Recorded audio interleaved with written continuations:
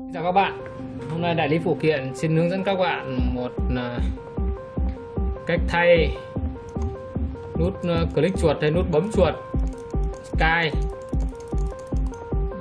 có thông số là 10.000 lượt click cho các dòng chuột full length L102, dòng chuột chuyên game và một số dòng chuột phổ thông. Mình sẽ hướng dẫn các bạn. Đầu tiên các bạn tháo đằng sau chuột, tháo con ốc ra,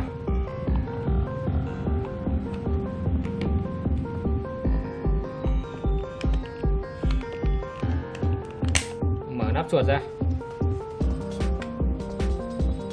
Thì dòng chuột này các bạn cũng có thể thay bằng nút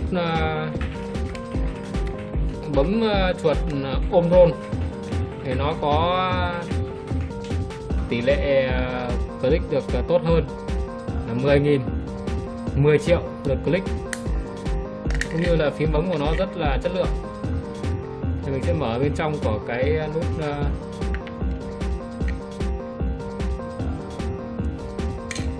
sản phẩm gồm 3 nút click.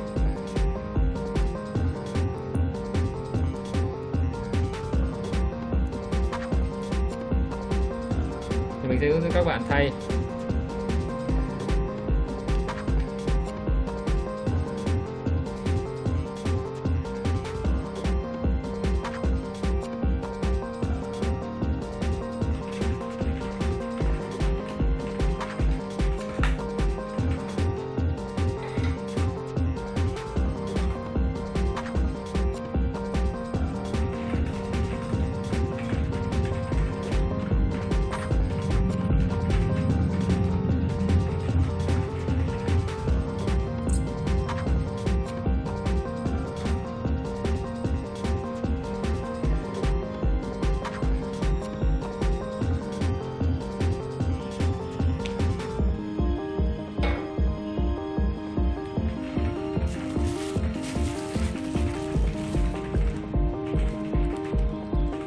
Đây là nút kích cai, nút bấm chuột cai.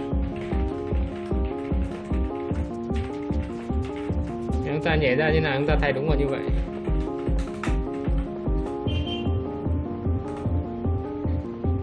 Chúng ta giữ tay vào sau.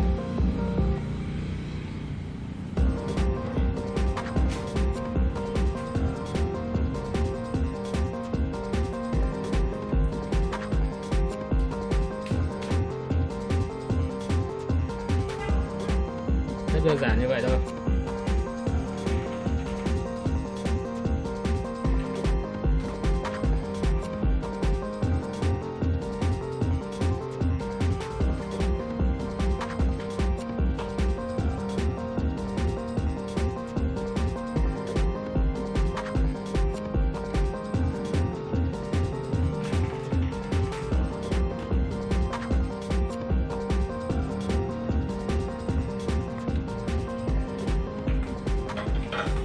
Các bạn hết sức cẩn thận không là tránh đứt mạch.